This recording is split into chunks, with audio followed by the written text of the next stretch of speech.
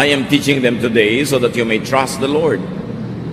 I have written 30 sayings filled with sound advice. You can trust them completely to give you the right words for those in charge of you. Napakamakapangyarihang introduction ni Solomon sa kanyang special edition. 30 mga talata daw or verses ang kanyang nilikha na galing at hinango sa karunungan ng maraming tao sa maraming panahon. So nangolekta si Solomon ng mga kasabihan ng kanyang lahi, ng mga matatanda, at pagkatapos ay isinaayos na ito para lalong maging napapanahon sa kanyang audience. So these are special editions because they are sayings of people arranged and expounded by Solomon himself. So the wise Solomon listened to others and then collected and arranged the Proverbs. Doon pa lang meron na agad tayong matututunan mga kapatid. Learn from others. Learn from Proverbs. Mga salawikain. Kung si Solomon nag-aral ng mga salawikain ng iba, tayo man, hindi lang yung salawikain inilista niya, pati salawikain ng ating mga ninuno ng sarili nating bayan. So you hear, contextualize, and apply other people's wisdom. Doon pa lang, tadtad na ng karunungan. Maiksi ang buhay. Hindi natin kayang pag-aralan sa buong buhay natin ang lahat ng dapat matutunan. At kung may matutunan man tayo, kadalasan, matanda na tayo. Kung kailan tayo ay nasaktan na, nadala, nahirapan, nagkamali, doon ka palang matututo. Kaya mahalaga, it is important to hear other people's wisdom. Kailangan makita mo yan, madinig mo ang karunungan ng mga matatanda, ng mga nasaktan na, nagkamali na, nadala na, para maiwasan mo na ulitin sa iyong buhay. Then you contextualize. Ibabagay mo sa iyong buhay, sa iyong panahon, sa iyong kalagayan. Kasi iba-iba naman ang kalagayan at panahon ng mga tao. May mga karunungan man silang makatas, makuha sa kanilang buhay, hindi naman buong-buo mong lululonin at i-apply sa buhay mo kasi may pagkakaiba ang kalagayan mo. Kaya i-adjust mo yon. You put it into the context of your life and then you apply. Find practical ways to put into your daily life the high-sounding ideas and wisdom that you gather. Hear, contextualize, and apply. At narito na ang una, sa 30 niyang koleksyon. Kaya nga, 1, 2, 3 parts ito eh. Proverbs 22, 22 to 23. Don't take advantage of the poor or cheat them in court. The Lord is their defender, and what you do to them, He will do to you. Huwag daw pagsasamantalahan ng mahihirap, lalong-lalo na huwag silang kawawain sa mga hukuman. Do not use the courts to legitimize and to legalize your oppression or your cheating of the poor. Kaya nga ginawa ang batas, ibarang mga bata at inosente pa na hindi nila kayang ipagtanggol ang kanilang mga sarili. Defend, not abuse the orphans, the weak. So yan ang number 1 sa collection ng special edition ng wisdom. Hindi siguro lahat tayo ay napakayaman o napakapangyarihan para makapangapi ng sobra, pero may kanya-kanya tayong uri at hugis ng kayamanan o kapangyarihan na pwede rin nating magamit sa pangapi. Maaaring hindi sa sobrang mahirap, pero doon sa mas mahirap o mas mahina kaysa sa atin. Iba-iba man ang anyo o hugis o intensity ng pang-aapi, ang una nating itanong, nang-aapi ba ako? Ano ba ang aking yaman? Ano ba ang aking lakas, kapangyarihan na pwede kong magamit sa pang-aapi, panglalamang? Dapat hindi. Kasi ang kalaban ko, ang Diyos mismo. Punta tayo sa pangalawa sa koleksyon. Proverbs 22, 24 to 25. Don't make friends with anyone who has a bad temper. You might turn out like them and get caught in a trap. Huwag makipagkaibigan sa mga maiinitin ng ulo at magagalitin, sa mga madaling maging mabangis. Baka ka maging katulad nila at pati ikaw ay mahuli sa bitag na kanilang kahuhulugan. The lesson, don't make friends with temperamental people. You can deal with them to minister to them, to teach them, pero huwag kang makibarkada. And to expand the definition of this is do not make friends with people with bad traits. Huwag makisalamuha, makipagkaibigan, makisangkot sa mga taong ang asal, ang gawi, ang pananalita ay laging naghahanap ng gulo o maaaring magsuot sa kanila sa gulo. Kaya ang itatanong natin bago tayo makipagkaibigan o maging malapit sa isang tao gusto ko bang maging tulad niya?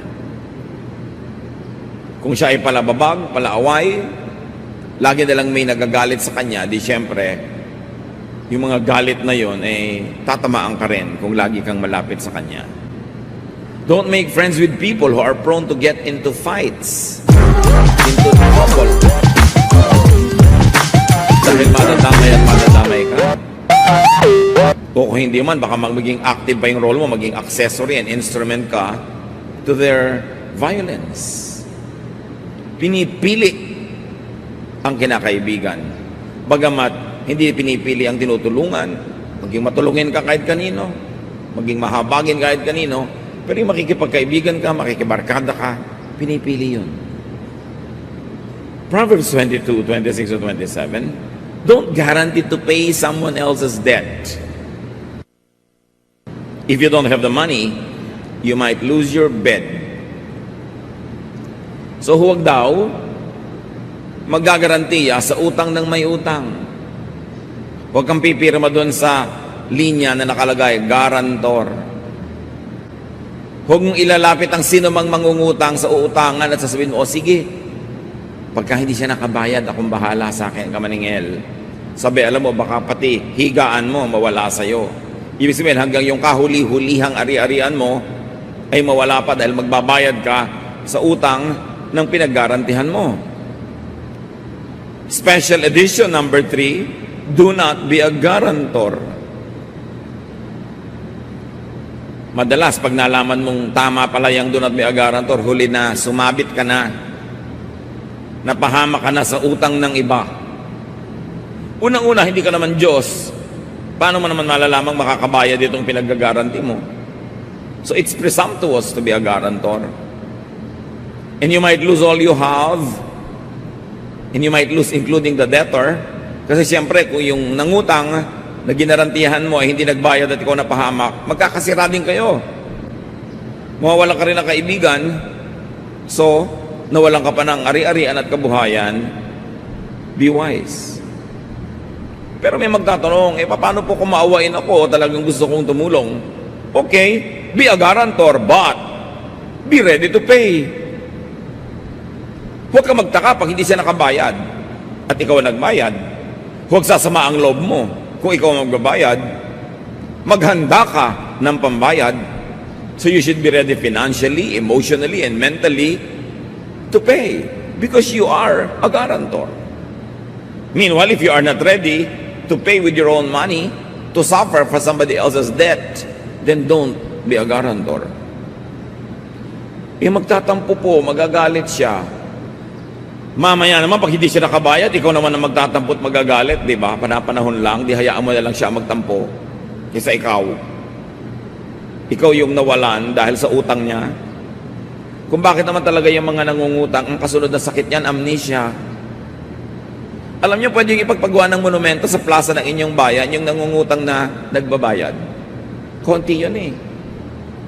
Mas marami hindi nagbabayad. Mas marami nililimot. At huwag kang magkakamaling maningil, magagalit. So kitang-kita mo na hirap na hirap na ako, naniningil ka pa, sa'yo pang galit. 99.99% ng nangungutang ganyan. Ayaw magbayad. Magagamit ng credit card, lustay ng lustay, tapos ayaw bayaran. So, kung nagpapautang ka, ihanda mo ng loob mong hindi ka mababayaran at ipagpasalamat mo ang himala, ako mabayaran ka. Ngayon, kung ayaw mo nang sumama pa ang loob mo, ibigay mo na lang. Nangungutang sa'yo ng 1 million. Sabi mo, alam mo, huwag ka nang mangutang, bibigyan na lang kita ng 100. Yan. Para walang samaan ng loob. Maglimutan tayo, kung gusto mo matapos ko ito, ibigay, okay lang. Hindi yung aasa-asa ka. Lalo kung pang-enroll lang anak mo, ibabayad mo sa rent ng bahay, o panghulog mo sa kung sa iyong pangangailangan mo, ipapautang mo, para kang kumuha ng batong pumukupok sa ulo mo. So, i-quote mo yung verse na yan. Sabi mo, alam mo, sabi ko silang Biblia, huwag daw ko magagarantor eh. Di ba? Dahil, mahal ka ng Bible, kaya ka pinoprotect. Pang-apat, nakarunungan. Proverbs 22:29. If you do your job well, you will work for a ruler and never be a slave. Siyempre, iba naman kung yaya ka ng prinsipe at iba naman kung yaya ka ng isa kung sinong kapwa mo rin ng mga maralita. Diba? Yan ang tinatawag na alila ng alipin. Hindi yun masama. Pero ang sinasabi ng Bible, kung gagalingan mo ang pagtatrabaho, makakapili ka na employer. Kung gagalingan mo, huhusayan mo ang pagtatrabaho, aasenso ka, that you will end up working for the best. So kung ikaw ay hairdresser, kung ginagalingan mo yan, darating ang panahon ang ginugupitan mo, mga star, mga mayayaman, mga mahilig sa magaganda at kayang magbayad. Kung magaling kang driver, ang ending mo, ipagdadrive mo ang presidente ng bansa o ipagdadrive mo ang mga matataasang ranggo sa lipunan. Kung mahusay kang modista, darating ang panahon, ang igagawa mo ng damit, yung mga pinakamagagandang mga gawa ng damit. Kung ikay mahusay na karpintero, mahusay kang tubero, aasenso ka. So ang work well, yun ang lesson. Maski ano pang trabaho mo, hindi ka magtatagal sa baba pag magaling ka. Kailangan ng mundo ng magaling eh. Sasabihin, iba ang hirap naman po maghanap ng trabaho. Sino may sabi sa'yo? Kahit nga yung mga call center companies, ang dami-daming vacancies. Tens of thousands ang kailangan. Pero hindi lahat qualified. Yung mga hirap na hirap maghanap ng trabaho, liban na lang na hindi pa nadidiscover ang galing nila, kadalasan hindi yun yung magagaling. At dahil marami yun, marami kang kakompetensya sa pag-aagawan nyo sa mga trabaho sa baba. Pero ang daming bakante sa taas. Pinapirate ka pa nga kung magaling ka. Nananahimik ka sa iyong kumpanya, biglang sinusulot ka ng iba dahil magaling ka. So sinasabi dito ng Proverbs, gusto mo umasenso, magtrabaho ka mabuti.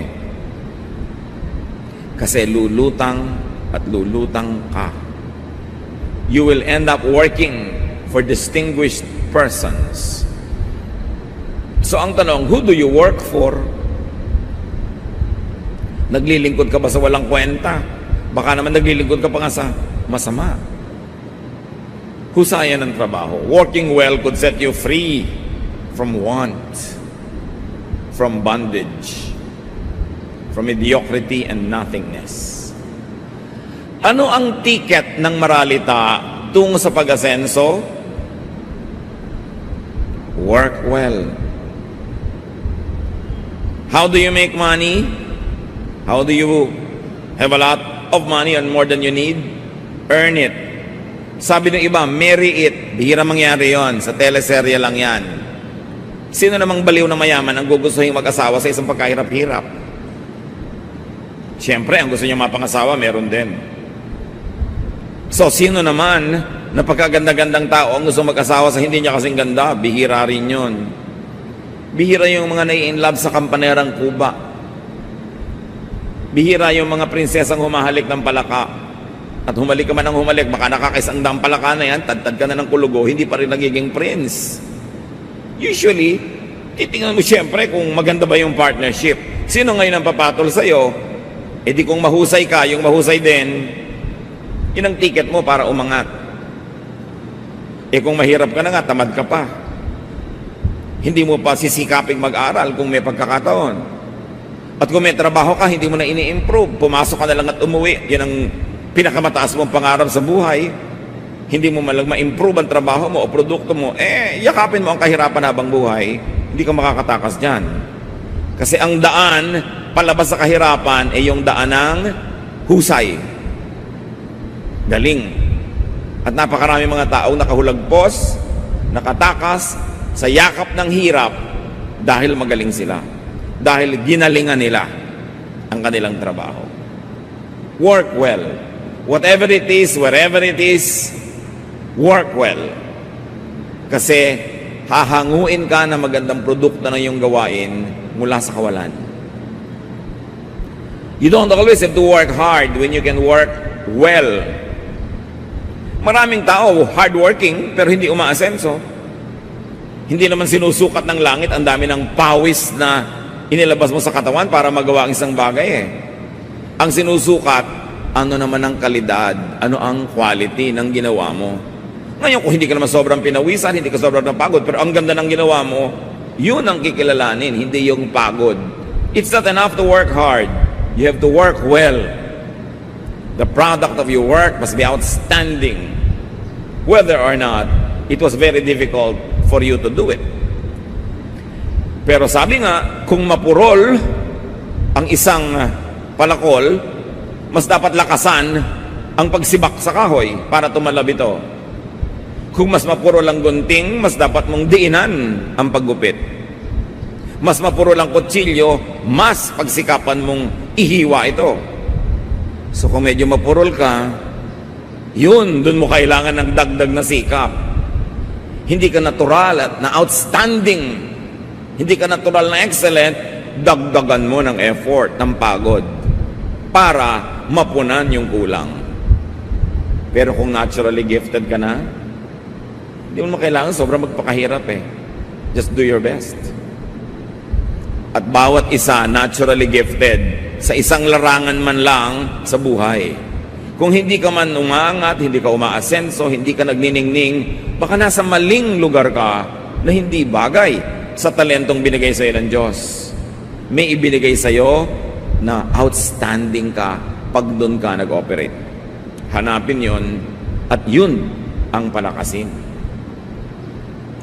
Proverbs verses 1 to 3, chapter 23. Ibang chapter na, kasama sa koleksyon ng 30 golden collection of Solomon. When you are invited to eat with a king, use your best manners. Don't go and stuff yourself. That would be just the same as cutting your throat. Don't be greedy for all that fancy food. It may not be so tasty. So sino nagsasabi nito? Si Solomon, who is king. Pag inanyayahan kang kumain kasama ang hari, may ganon, ilabas mo na ang pinakamaganda mong asal. Huwag kang dumulog at magpakabusog para ka nang nagpakamatay. Sabi pag yan ang ginawa mo. Huwag kang magpakatakaw. Huwag mong isaksak sa iyong mabagsik na sikmura ang lahat ng pagkain nakita mo. Sabi nitong si Solomon. The king invites you for a meal. Take advantage of the time to be with the monarch. Show him what you have. Kung matalino ka, ipakita ang talino. Kung magaling, ipakita ang galing. Kung may hinaing ka, maaari magkaroon ka ng pagkakataong ihinga sa hari ang hinaing ng sambayanan na hindi niya laging nakakausap. O kaya, baka nalulungkot ang hari, pakiramdaman mo, baka naman pwede mo siyang mabigyan ng kahit konting kaaliwan, mapatawa mo man lang, hindi ang aatupagin mo, busugin ang iyong sikmura. Siyempre, metaphor ito isang talinghaga, hindi lang tungkol sa pagkain. Watch your manners, especially before the powerful.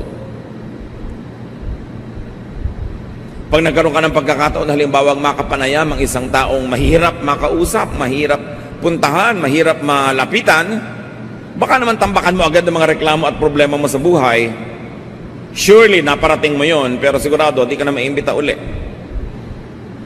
Lalo't di ka naman tinatanong na ano bang problema mo, ano maitutulong ko sa iyo. Siyempre, yung mga taong matataas ang katayuan sa buhay, maraming pasanin yan. Akala mo, puro sarap ang buhay niyan? Maraming pasanin, maraming pinoproblema. maraming sagutin, maraming tinutulungan, hindi lang ikaw, maraming ginagastahan, hindi lang ikaw. So tuwing lalapit ka, may hihingin ka, meron kang kailangan, pakonti ng pakonti ang imbitasyon sa'yo hanggang mamaya, iwasan ka na. Bakit? Dahil ang hirap mo namang makaharap, lagi ka na lang may kinukuha, lagi ka na lang may gustong madagit. Siyempre, iiwasan ka. So ano bang kailangan niya ngayon? Baka naman konting libang. Singer ka ba? Di kantahan mo. Sirkera ka ba? Di sumayaw ka sa alambre. O baka naman mabigyan mo siya ng konting runong kung ang runong-runong mo at humihingi siya ng advice. Pero kung ang kaharap mo makapangyarihan, hindi naman humihingi ng payo, huwag kang magpayo ng magpayo dahil baka mainis sa'yo. In other words, ang sinasabi lang ni Solomon, pag may pagkakataon ka na ang kaharap mo makapangyarihan, bantayan mo ang kilos mo. Ilagay mo ang sarili mo sa tama. Ano ang tama? Hindi yung gusto mong mangyari. Ano kaya ang gusto noong nag-imbita sa'yo na mangyari? Biruin mo, kumisan, kasala na kasama mo sa isang hapagkainan, isang taong hindi mo nakakasama kahit kailan, very powerful, very famous, or whatever, gugustuhin ka ba niyang makita muli? O isinusumpa niya na hindi ka na malalagay sa mesa na kasama niya forever. Yung iba kasi sinasamantala na nila basta nagkaroon ng pagkakataon. Gagawin na yung gusto. Pero hindi nila alam, humuhukay sila ng sarili nilang libingan. Do not treat every meal as a means to satisfy yourself. Do not treat every social occasion as a means to get what you want. It could open up opportunities for greater things in life. Seize the moment. With the ruler, with the powerful, with the wise, ano ang pinakamagandang gawin? Use the meal or the encounter only as a means to connect, not just to eat. Siyempre, pagka kumakain kayo, maganda may conversation, baka kumain ka na lang ng kumain, nabusog ka na, tapos you don't get invited again. Solomon is saying, do not prioritize your appetite over decency. Napasarap ka pero talaga huwag kang magpakabundat. Yung iba naman, sobrang damang kakainin, mag-uuwi pa. So winasak na ang puri, winasak ang dangal, mabusog lang. Meron naman, yayayain mong kumain sa Japanese restaurant para makaranas naman kung sakali hindi pa nararanasan yon. Para lumawak ang karanasan, dumami ang alam. Ayaw gumamit ng chopstick. Kasi mo alam mo, ganito paggamit ng chopstick. Ay, ayaw ko niyan, hindi ako mabubusog. Hindi kita inimbita para ka mabundat. Inimbita kita para ka maging tao. Yun ang gustong sabihin sa'yo nang nag-i-invite. Ayaw gumamit ng ganito, ayaw gumamit ng, ay, hindi ako sanay sa ganyan. Hindi ka naman nandun lang para lang mabusog. Siyempre, pag naimbita ka, lalo mahusay yung nag-imbita sa'yo, ang goal mo, maimbita ulit. Katulad ng kung restaurant ka, hindi naman goal mo, may kumain lang na customer, ang goal mo, bumalik siya. Pero nandun ka, kumakain ka sa restaurant, wala pang 10 minutes na nandun ka na, decided ka na kung babalik ka or not. Diba? Yun ding naimbita mo, 10 minutes mo palang nakita, alam mo na, hindi ko na ito imbitahin ulit. So kayo ba'y naimbita ulit? Lalo ng mga taong may saysay. O tayo'y nakakadalaan. Kailangan, hindi nadadala sa iyo ang tao. Lalo yung taong yun ay nakakatulong, may magagawang mabuti, dapat hindi siya madala. Huwag na para kang mga angaw-angaw na insekto na ang dapuan, ubos. Makakadalaan ka. Proverbs 23 verses 4 to 5, ika-6 sa ating koleksyon. Give up trying so hard to get rich. Your money flies away before you know it. Just like an eagle suddenly taking off. So anong sinasabi ni Solomon? Na ang yaman-yaman, don't try too hard to be rich.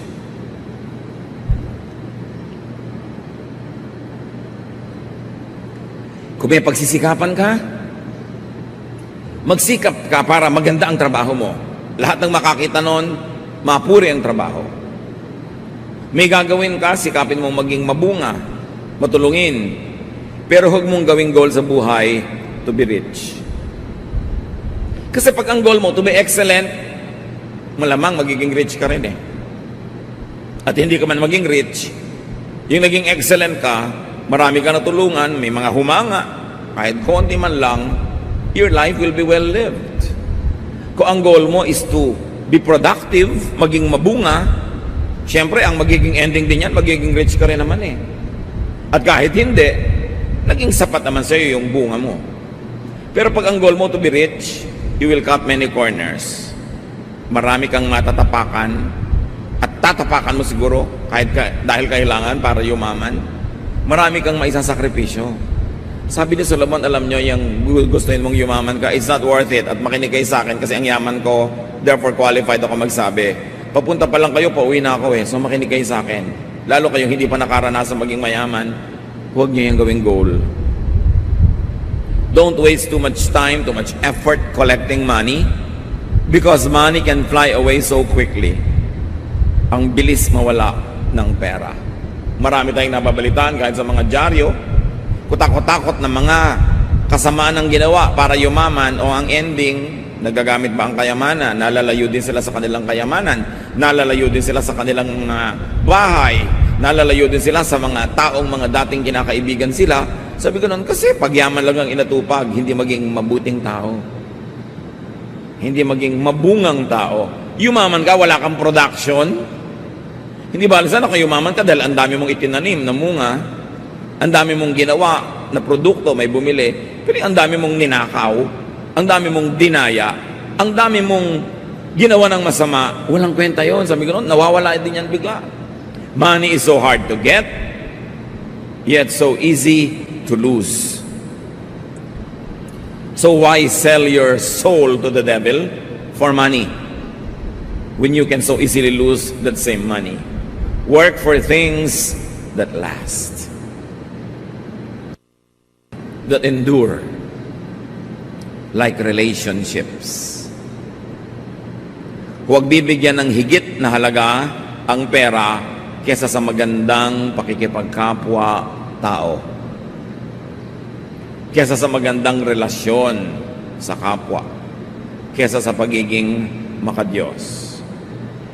Instead of collecting money, collect friends, collect goodwill, collect good health. Yan ang mga tunay na kailangan ng tao sa buhay. Ngayon, binigyan ka pa ni Lord ng bonus, yumaman ka, edi salamat. Kita niyo si Solomon, ang runong-runong talaga. Nung pinapili ng Diyos ko, ano man ang gusto niyang ibigay sa kanya ng Diyos at ipagkakaloob naman, ang pinili niya, wisdom. Hindi pera. Pero dahil natuwa ang Diyos sa kanya, hiningi niya wisdom, pati pera binigay. Pero pera, hihingin mo, ibigay man yan, kaya mo bang i-maintain? Kaya mo bang ingatan? Kaya mo bang paramihin? Proverbs 23, 6-8. Don't accept an invitation to eat a selfish person's food, no matter how good it is. People like that take note of how much you eat. They say, take all you want, but they don't mean it. Each bite will come back up, and all your kind words will be wasted. Pati ba naman ito alam ni Solomon? At itinuturo. Sabi niya, huwag mong tatanggapin ang paanyayan ng isang makunat, isang kuripot, isang madamot na tao na kumain sa kanyang mesa. Yang mga ganyang tao, bawat subo mo, sukat at bilang. Huwag kang maniniwala pag sinabi niyang, sige pa, kain ka pa. Hindi nila yun. Talagang niloloob. Salita lang yon. At kung kulang na lang, ipasuka sa'yo bawat nilululun mo. Kaya bawat pasalamat mo at papuri, baliwala. Ang sinasabi dito ni Solomon sa atin, do not accept insincere offers. Huwag kang tatanggap ng mga alok na hindi naman taos puso. Mga alok na pabalat bunga, mga alok na pakonsuelo de bobo. Huwag kang kakain ng nagbibigay sa'yo, alam mo namang hindi naman talaga gusto magbigay. Huwag kang tatanggap ng anumang bagay na hindi naman maluwag sa loob na ibinibigay sa'yo. In other words, discern in sincerity. Choose who to receive from. Kailangan, kung pinipili mo kung sinong binibigyan, mas pinipili kung sinong tinatanggapan. Tatanggap ka nga ng tulong, tatanggap ka nga ng bigay, tinutuos naman, isusumbat naman, ipamamalita naman sa iba, wag na lang. Mabubuhay ka naman kahit wala yun eh. Sa katunayan, yung alok ng isang taong hindi taos puso, baka pain o bitag lang. Ano ang kapalit? Anong bayad? Ano ang pakay? At nagbabait-baitan ang di naman mabait. Ano ang pakay at kunwari nagbibigay? Ang isang maramot. Ang isang maramot hindi magbibigay kung wala siyang kinukwentang tubo. So pagtutubuan ka lang yan. Kaya babalik tayo sa mga turo ni Solomon, hindi lahat ng kinakain sa'yo, kainin mo. Huwag kang magpahalata. Huwag kang kain ng kain. Huwag kang consume ng consume. Huwag kang tanggap ng tanggap. Kasi may bayad. Huwag magtiwala sa sobrang magiliw, sobrang mabait, sobrang palabigay, tapos wala naman kayong pinagsamahan, wala naman talaga siyang sukat tanawin sa'yo, ba't ang bait-bait? Baka may masamang balak. Sinabi na yan, ibalagtas sa Florante at Laura, kung ang isalubong sa iyong pagdating ay maamong mukhat, may pakitang giliw, lalong pag-ingat at kaaway na lihim, siyang isaisip, nakakabakahin. Yung ang nice, wala namang pinanggagalingan, may hidden agenda yon. May balak. Pag-ingatan mo. Proverbs 23 verse 9. Don't talk to fools. They will just make fun. Ang linaw, hubad na hubad, simpleng-simple. Don't communicate with fools. Huwag makipag-usap. Huwag makipagkwentuhan. Huwag makipag-text. Huwag makipag-PM. Huwag mag-email. Sa mga kahangalan ang laman ng isip. Don't listen to rumors, gossip, hearsay. Those all fall under the qualification of foolish talk. And especially do not pass or share or spread foolish ideas. Pag may natanggap kang message sa Facebook, huwag share ng share. Lalo't nakakasira sa kapwa na hindi mo personally chinek. O kaya may kwentong nakakatakot. Lulubog ang buong Manila sa lindol, bla bla bla. Nasukat mo na ba? Alam mo ba? Don't share, don't pass. Kasi magdadala ka ng nerbyo sa iba, hindi mo naman alam kung sure yun. Lalo kasiraan ng kapwa, totoo man o hindi, don't pass. That is foolish talk. Hindi natin business yon. Kailangan manahimik ka. Lalo ngayon sa social network, ang bilis-bilis kumalat ang balita, maganda man o pangit, dapat meron kang responsibilidad, pananagutan. Pag may naninira sa'yo, sinisiraan si ganong tao, alam mo ba, personally, na-verify mo ba, huwag ka maniniwala agad. Kasi we are people of truth. No matter how convinced a person is to try to tell you about somebody else's kamalian or kapintasan, maaaring nagkakamali siya sa perception niya. At kahit pa nga tama't totoo, dapat niya bang pag-usapan? So listen to wisdom. More so if it's part of Solomon's special edition. Learn from them. Learn from Solomon. Makakaiwas ka sa maraming gulo na darating pa at maaring makalabas ka sa mga gulong na sangkutan mo na. Pakiramdaman ng buhay, makinig sa karunungan, para makaiwas sa mga bagay na nakakasakit sa atin at para rin madiscover natin ang magagandang bagay na inilaan ng Panginoon. Ama namin sa langit, binubuksan namin ang aming puso at isip sa inyo upang panatilihin yung naroon sa aming isip lahat ang magagandang bagay na aming na-review. Bigyan niyo po kami ng creativity, ng enlightenment para ma-apply namin sa buhay ang mga bagay na ito. Patawarin niyo po kami kung may mga ginagawa kaming mga nanggagaling sa kamangmangan, nanggagaling sa foolishness. Teach us to be wiser as you are the God of wisdom. Magbulay-bulayan natin mga kapatid. Isa man lang sa marami nating pinagsalu-saluhan.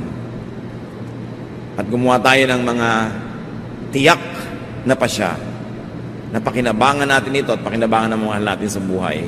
Dear Lord, as we sit still, as we listen for your voice, speak to us and teach us how to operationalize these lofty ideals.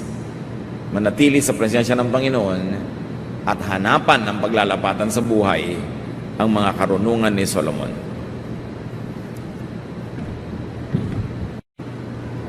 Indeed, the Lord has done many wonderful things, and one of that is that God has given Solomon extreme and excellent wisdom. Wisdom that was not useful only to himself, but to everyone else around him and even to us today.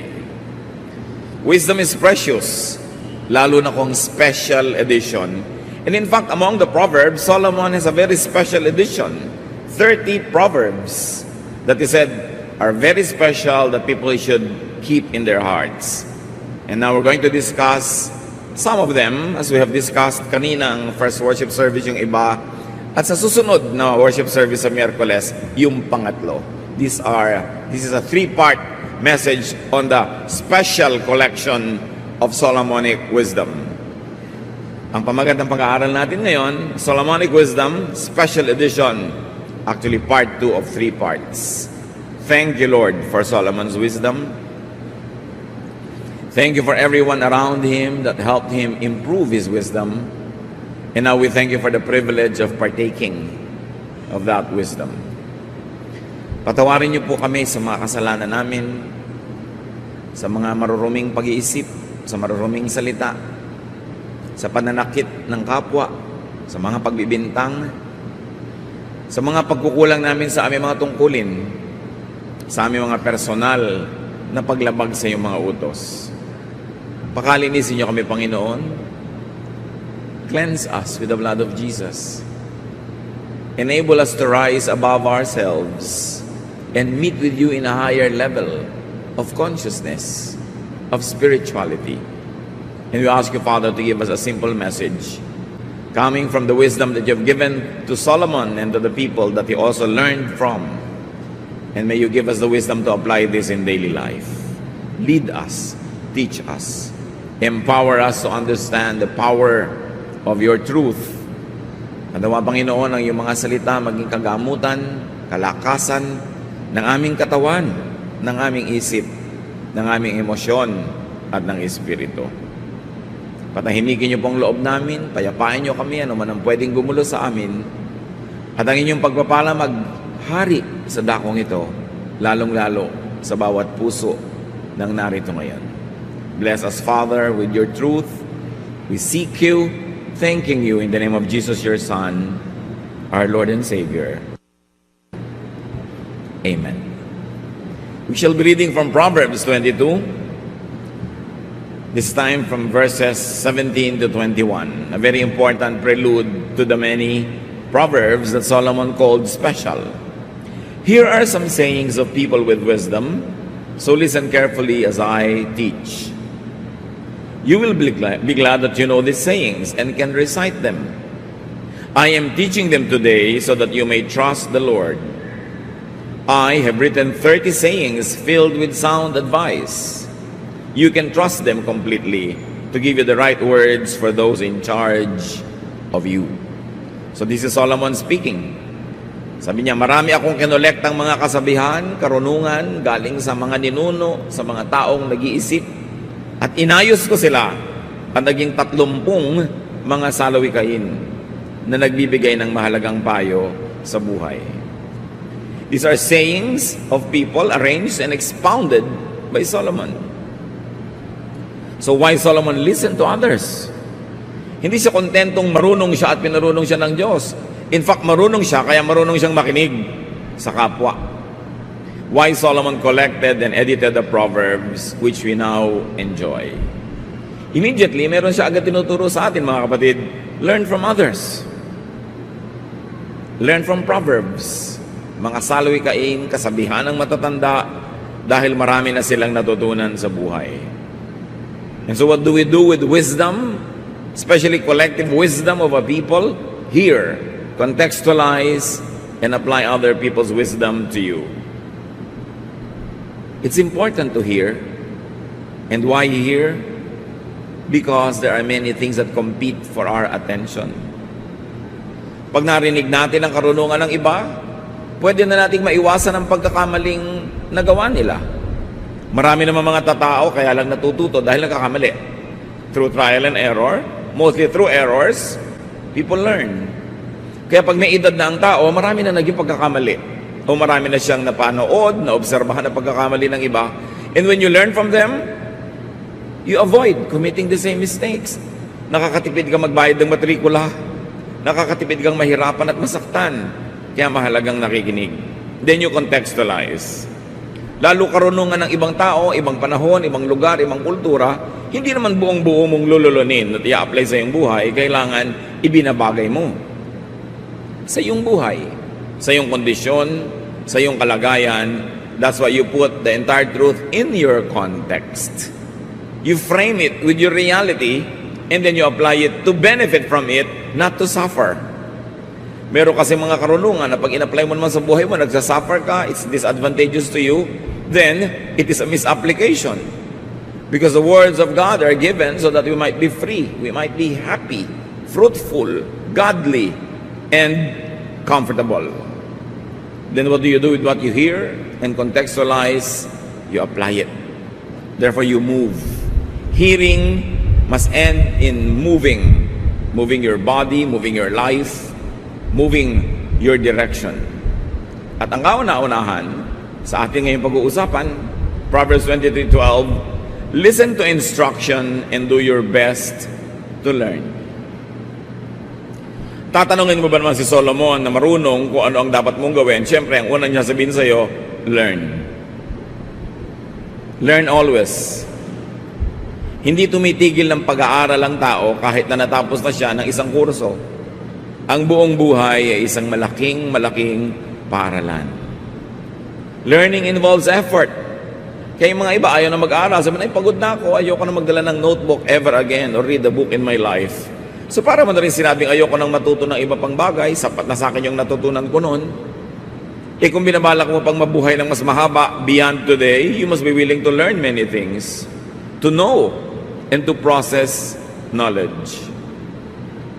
Learning is difficult because it involves unlearning.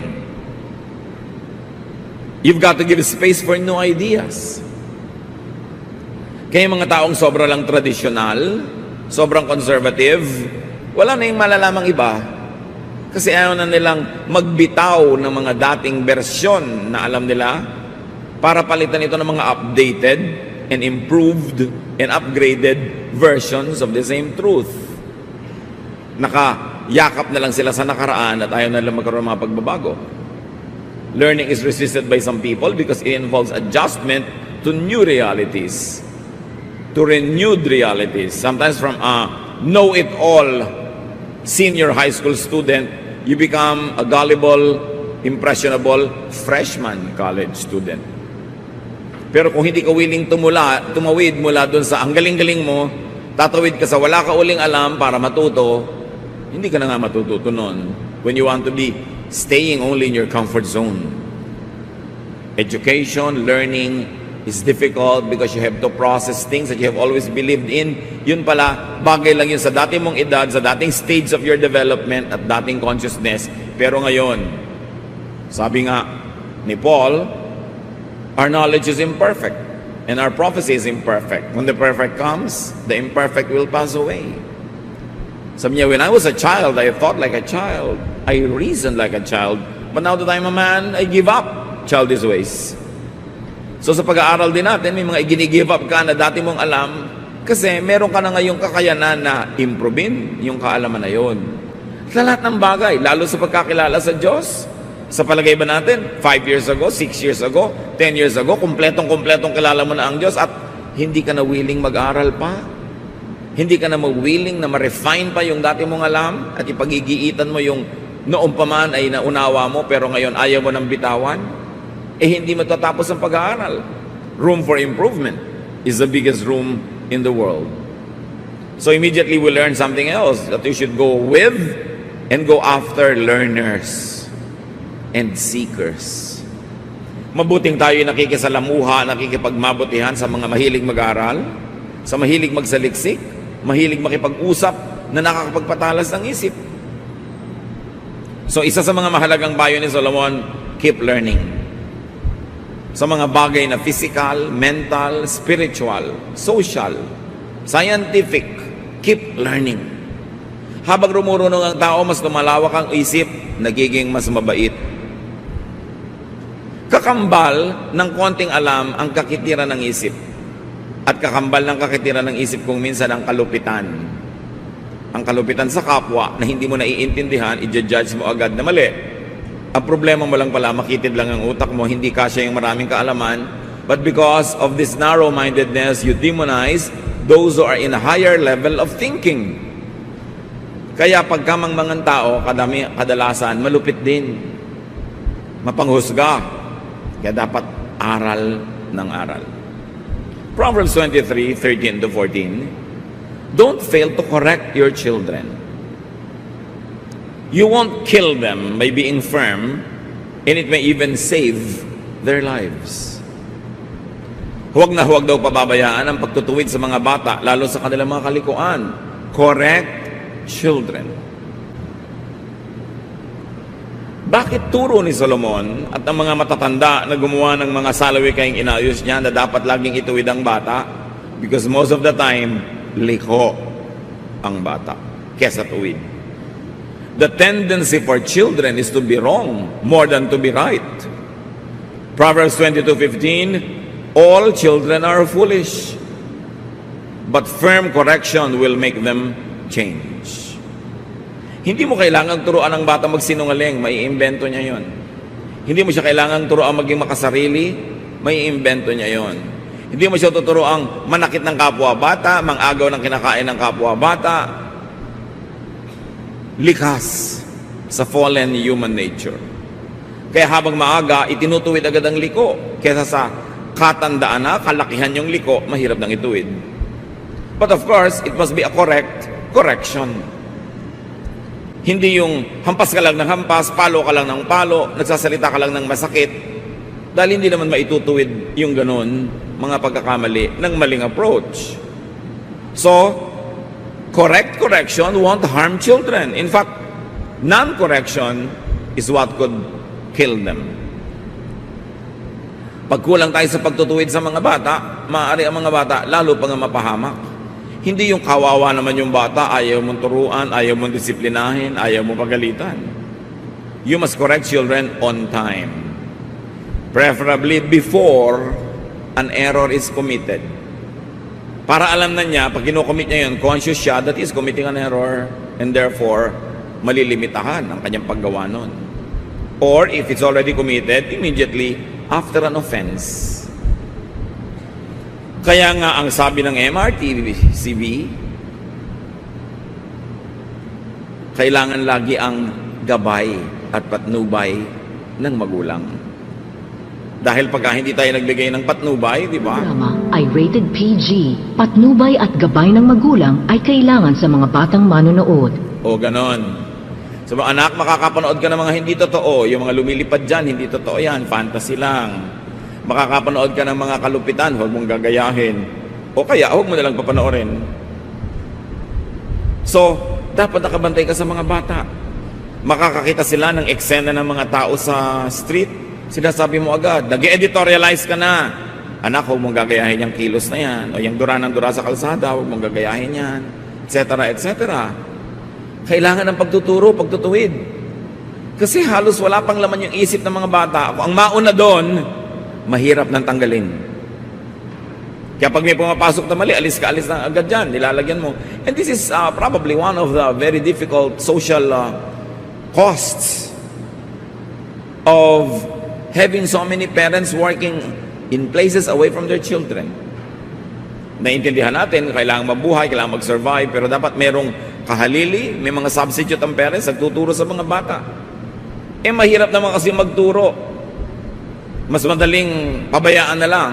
Pero anong sabi ni Balagtas sa Florante at Laura? Sa taguring bunso't likong pagmamahal, ang isinasama ng batay, nunukal. Ano pa yung nunukal? Bubukal. Yun ang ibig sabihin nun. Nagagaling doon ang kasama ng bata. Ang iba marahil sa kapabayaan ng dapat magturong tamad na magulang. Masipag dapat ang magulang mag-correct. Proverbs 23:15-16, my children, if you show good sense, I will be happy. And if you are truthful, I will really be glad. So yun ang itinuturo ng magulang sa anak. Pag gumawa ka anak ng mali, I will be sad. Kung gusto mo lamang maging first honor, nag-cheat ka, I will be sad. I will not be glad na naging honor student ka pero nag-cheat ka. Values. And we should reward children's goodness with recognition, with approval. At the same time, there should be enough punishment for badness para alam ng bata kung saan siya tatayo.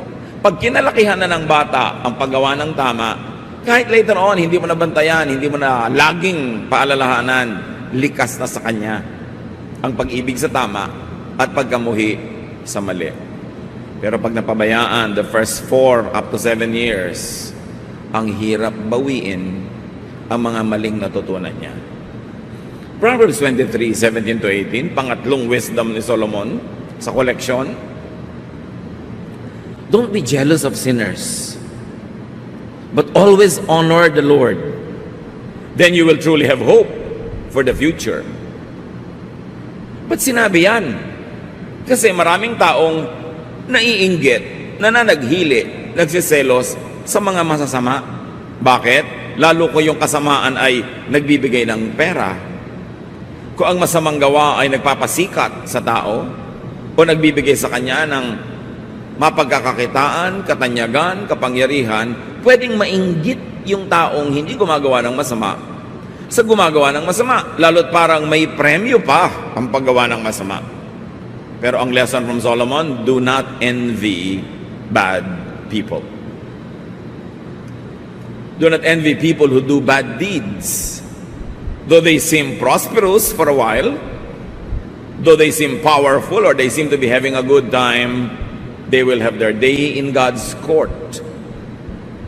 At ang paggawa ng mali, kahit nagkakamal ka ng pera, kahit napakaraming parang benepisyo, may araw din na ito ay itutuwid. Jealousy and envy could lead to sin. What ka sin? The sin of imitation. Pag tinuruan mong sarili mo at hinayaan mong sarili mong naiinggit sa maling gawa ng kapwa, hindi mo mapapansin, mamaya ginagawa mo na rin yun sa kagustuhan mong mapasayo din yung napapasa kanya sa paggawa ng mali. Proverbs 24:1-2, don't be jealous of crooks or want to be their friends. All they think about and talk about is violence and cruelty. Sa biglang tingin, parang crime pays. Pero no. God is God of justice. Crime will always pay in terms of punishment, but not in terms of rewards. Kung may rewards man, pansamantala lang yan, panandalian. Kaya mga kapatid, kung nakikita nyo na yung gumagawa ng masama, parang umaasenso pa sa paggawa nyo ng mabuti, kayo pa to kumisang hindi napapansin, kayo to hindi umaasenso, do not regret being good. Hindi dapat pagsisihan ang pagiging mabuti dahil para nyo nang sinabing mali ang Diyos. Huwag magsisi. Minsan may ginawa ka ng mabuti, hindi tumanaw ng utang na loob, huwag mong pagsisihan. Diyos ang naglilista ng mga pautang mo at siya ang maniningil para sa iyo o siya ang magpupuno o magbabayad nun. Huwag magsisisi. Ang pinagsisisihan yung paggawa ng masama. Hindi kahit kailanman yung pagtulong, kahit yung tinulungan mo walang kwenta. It's always a privilege to do good because God is good. And good deeds belong to God. And bad deeds belong to the devil. Huwag magsisi. Ipagpasalamat yung opportunity to have done good. Proverbs 23:19 to 21. Listen to me, my children. Be wise and have enough sense to follow the right path. Don't be a heavy drinker or stop yourself with food. It will make you feel drowsy and you will end up poor with only rags to wear. O isa pang turo. Siyempre pag sinabing children, hindi lang ito little infants. Lahat ng mga anak ng tao, anak ng Diyos, kahit mature ka pa, tinutukoy, huwag ka daw magpapakalasing, huwag kang mahumaling sa alak, at huwag kang sobrang kumain. No? So may mahihilo ka. Di ba, minsan may kumakain, bakit ganyan? Nagdidilim ang paningin ko sa kabusugan. Ayaw pa tumigil. Nakalawit na yung pusod, kain pa ng kain. Sinasabihan na ng doktor, bawal mo itong kainin. Talagang hindi mapigil, kain ng kain. Tapos pagkakain naman, bakit ba ang dami kong kinain? Ang bigat tuloy ng tiyan ko, magsisisi naman. Lalo yung mga maglalasing. Paggising, bakit yung asawa niya bangas-bangas ang muka? Bakit ganyan ang mukha mo, my dear? Aba, pinagsusuntok mo ako kagabi. Ay, sorry, kiss ng kiss sa mga pasa. Nasaktan na. Ito namang si babae na kissan lamang, nakangiti na uli. Gusto mong kape? Matapos mabugbog. These are specifics. But really, what it is saying in general is do not indulge in pleasure, in vice that are bad to your body, bad to others who care for you. Yung mga sobrang naglalasing, may sakit na nga sa atay, ayaw tumigil kumain ng matatamis, may diabetes na nga. Kain pa ng kain ng mga cholesterol, may sakit na nga sa puso. Alam nyo ba na hindi lang kayo nagiging unkind sa sarili nyo? Kasi kung gusto nyo lang mamatay, sana namatay na lang kayo. Instantly, dead. Tapos nakalibing na kayo. Hindi Magkakasakit kayo. Gagastahan. Aalagaan. Mahal magkasakit at mahal din namang mamatay. Ibibili kayo ng ataol. Ibibili kayo ng libingan, paglalamayan, magastos din. Yung mga tao na hindi nagmamahal sa kanilang kalusugan, ang totoo nun, nagiging malupit kayo sa mga nagmamahal sa inyo dahil alam nyo naman na magdurusa rin sila. Hindi lang kayo kung kayo ay magkakasakit. Kaya dapat may pananagutan tayo sa isa't isa. Anak ka?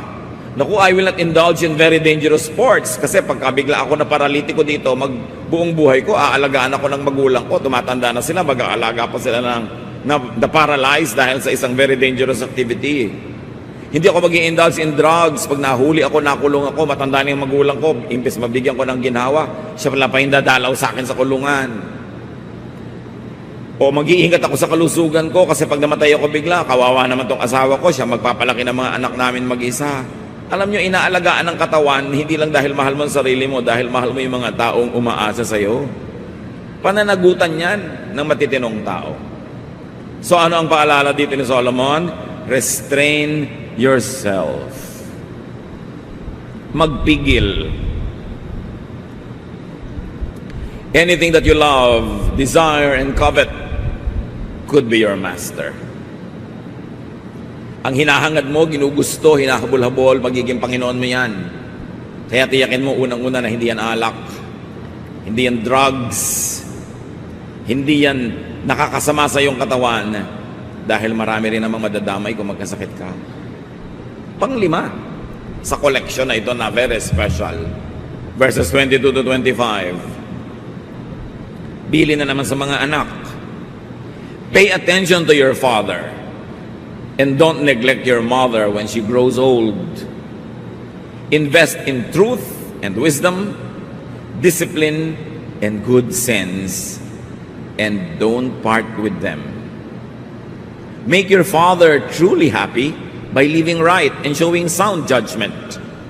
Make your parents proud, especially your mother. Kabilin-bilinan ni Solomon na pinarunong ng Diyos. Pansinin mo ang itinuturo sa ng ama at huwag na huwag mong papabayaan ang iyong ina sa kanyang pagtanda. Kailangan gumugol ka, mamuhunan ka sa karunungan, sa disiplina, sa katinoan, at huwag na huwag kang wawalay sa tamang daan. Pasayahin mo ang iyong ama sa pamamagitan ng matinong pamumuhay. Hayaan mong ikarangal ka na yung mga magulang, lalong-lalo ng iyong ina. Bakit ng ina? Kasi siyempre napakasakit ang puso ng ina kung may ginagawang kaaliwas-wasan ng kanyang anak. Nakakahiya halimbawa, masakit, walang magandang bunga, nasasaktan ng magulang. Again, pananagutan natin sa mga nagmamahal sa atin na magpakatino. Be a good son or a good daughter. Sa Old Testament kasi madalas ang kausap lang lalaki, pero siyempre kung son, kasama din yung daughter doon. Hindi na lang ina-address specifically. Anong bilin mga anak? Make your parents happy and proud because of your good behavior. Yung huwag kang gumawa ng ikahihiya nila. Kahit hindi ka nahihiya, sila nahihiya, di nasasaktan sila. Isinasaalang-alang yon. At mahigpit na bilin, hindi lang sa verse na ito, maraming verses. Take care of your parents when they grow old. Huwag na huwag kalilimutan na alagaan ng magulang, lalo't matanda na sila. You take care of life's transitions. And the transitions of life is during infancy and old age. Kaya tuloy-tuloy ang sibilisasyon, ang kabihasnan, dahil may mga ipinapanganak na bata. Pero kung hindi ba sila inalagaan, lalaki sila? Inalagaan kasi. And there's always an unwritten contract na ang mga batang inalagaan, na palaki, sila naman ang mag-aalaga sa mga magulang nila hanggang ihatid nila sa huling hantungan at humarap na ang mga magulang sa Diyos pagdating ng panahon. From generation to generation to generation, that has been the norm. Mature people take care of the young, and then when the mature people become very old, the young who have become now mature take care of them. Panapanahon, walang sisira sa usapan. Bawat henerasyon tutupad sa ganitong arrangement. And this is how humanity and civilization goes on. Proverbs 23:26-28. My son, pay close attention and gladly follow my example. Tatay ang nagsasalita sa anak na lalaki. Bad women and unfaithful wives are like a deep pit. They are waiting to attack you like a gang of robbers, with victim after victim. So lalaki sa lalaking usapan, anong sabi ng tatay sa anak? Avoid, beware of bad women. And here, the context of bad is sexually promiscuous women who are not faithful to their own husbands, who seduce men who are husbands of other women, or women who seduce men away from their duties, away from their godliness, away from their good sense. Of course, pwede mo rin baligtarin yan. Pwede mong sabihin din sa women na beware of bad men. But just the text is talking about a father saying this to the son. So anong unang-una dito ang leksyon, mga tatay? Be a model father to be able to say this. Tatay, you want to be a good father? The first step in becoming a good father is by being a good husband to your children's mother. Paano ka magiging mabuting tatay kung hindi ka mabuting asawa sa nanay nila? Kung sira ang relasyon nyo, maapektuhan din ang pagiging tatay mo. At bakit babae na naman dito ang pinag-initan? Because in the context of the verses, we find the women who are temptresses. So the verses are talking about women who seduce married men, who destroy their personal holiness in the homes of these married men. And the message is, pay attention to this, especially men. Why avoid temptresses? Bakit dapat iwasan ang mga babaeng tukso? Kasi naiiba ang utak ng lalaki pag nadadarang na at nalalapit sa tukso. More than women. And this is a biological truth.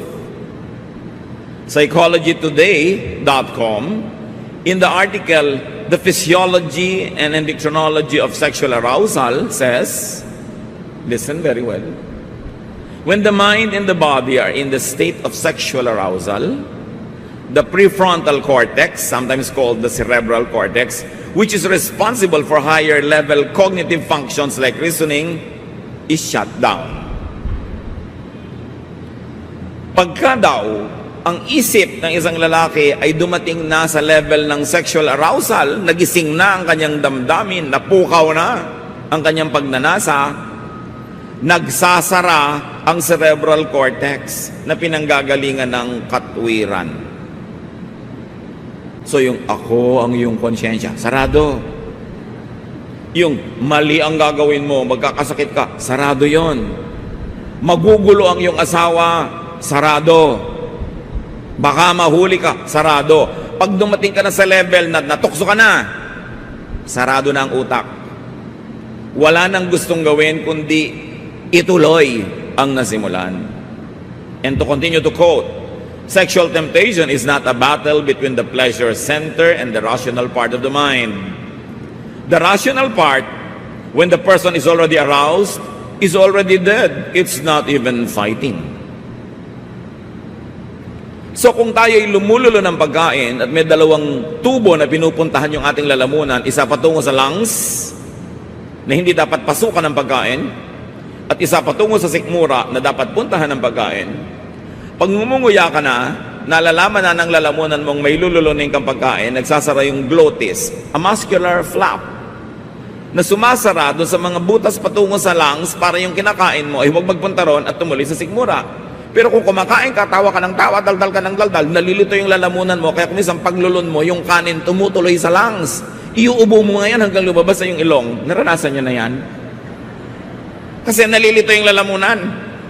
Kaya kung lululon, huwag dumaldal, huwag tumawa ng tumawa dahil may nakakamatay.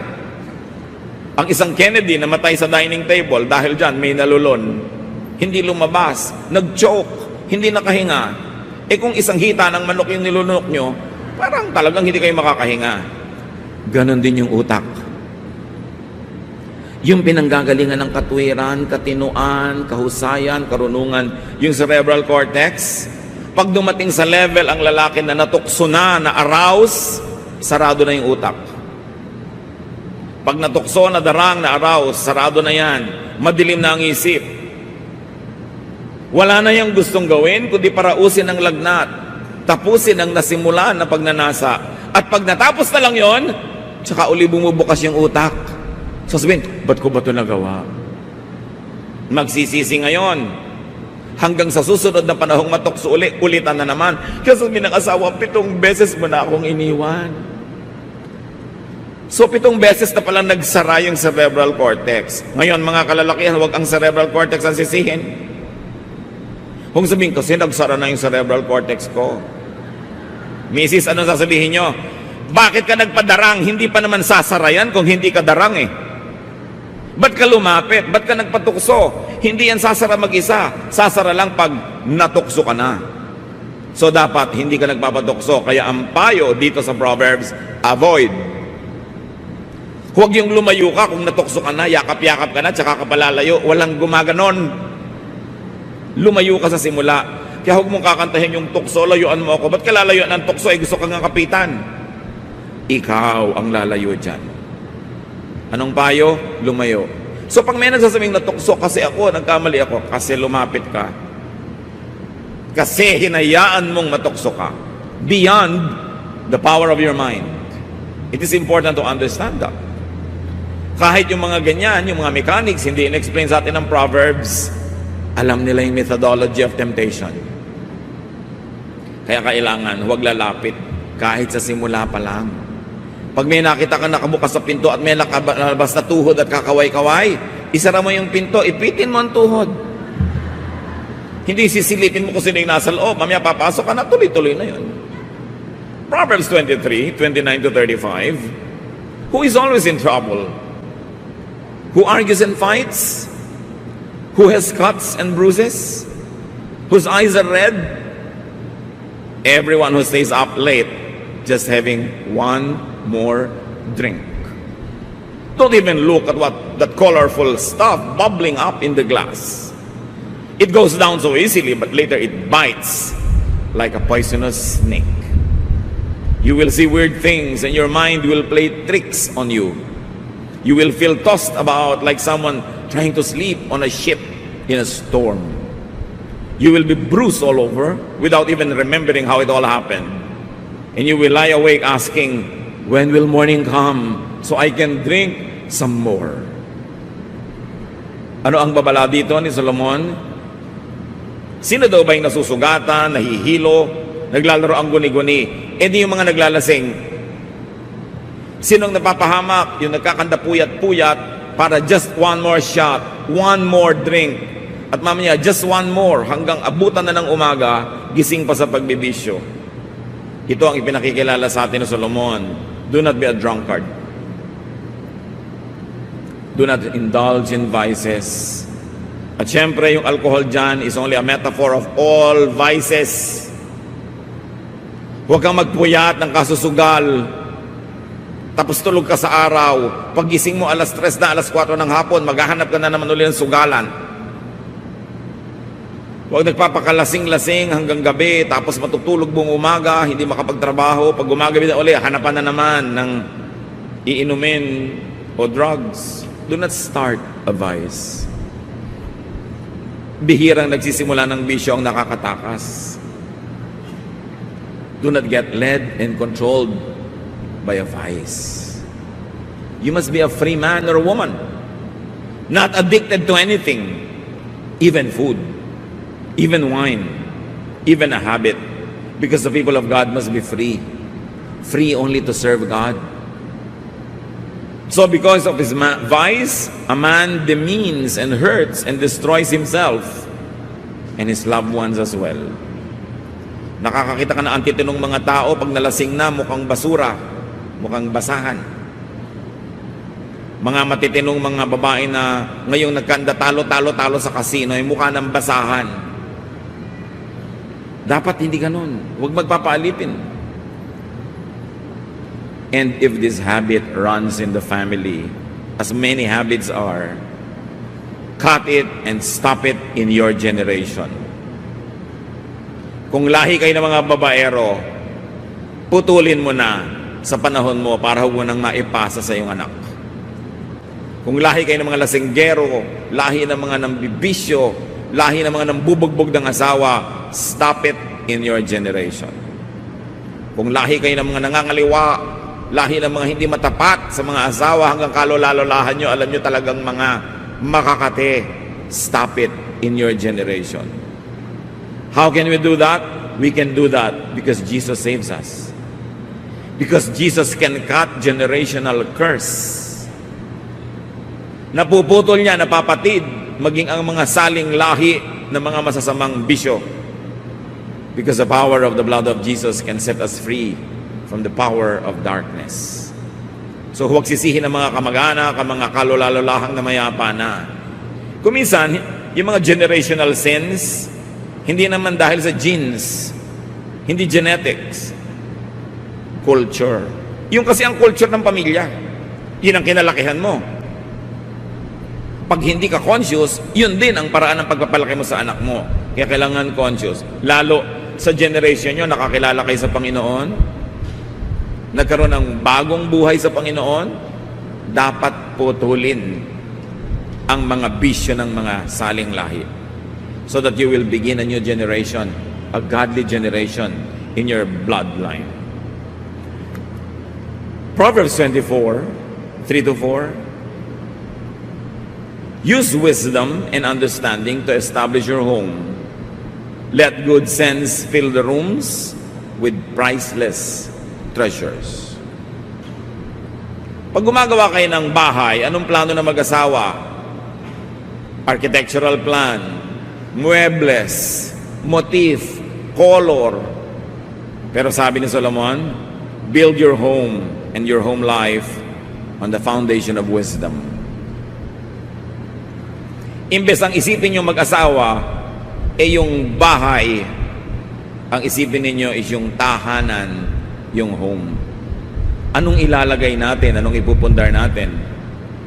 At sabi ni Solomon, magpundar kayo, punuin nyo ang bawat kwarto, bawat bahagi ng inyong tahanan ng karunungan.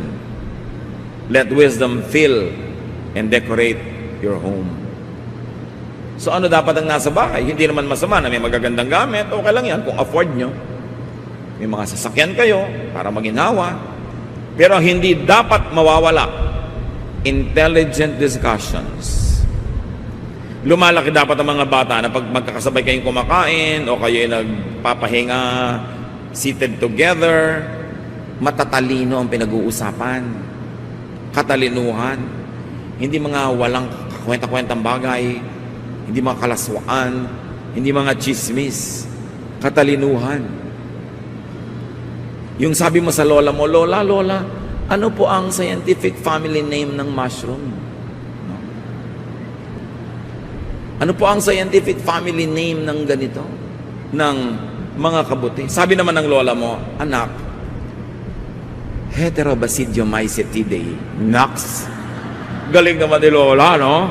Hindi yung, hindi ko alam yung mga bagay na yan. Paglaki mo, malalaman mo rin yan. Kailangan na sasagot. There must be wit, tasteful humor. The family can watch intelligent films. Even entertaining films are okay, but good taste. And there's always sound counsel available. A nice home will be filled with good books, readings. Kaya sa internet pa yon, tinuturuan mo mga bata mag-internet to find good readings. Hindi mga walang kakwenta-kwentang pinapanood, mga games na nakaka-brain damage, sa kakasira ng mata at umuubos ng oras. Pinipili an atmosphere of openness. At meron pa tayong isang dapat ituro sa mga bata. Hindi lang laging po, opo. Pwede rin dapat sumagot ng hindi po, ayaw ko po, pero politely. Dapat turuan din natin ang bata na pwede siyang tumanggi kung talagang ayaw niya, basta't siya ay magalang at ipaliwanag niya kung bakit. At matapos magpaliwanagan at superior ang panaliwanag mo, dapat pa rin siyang sumunod. Kasi meron tayong isang kapintasan, ang lahi natin. Sobra tayong nag-uutos sa batang maging masunurin. Di ba, pag naituro mo sa bata, hindi na nawawala hanggang lumaki.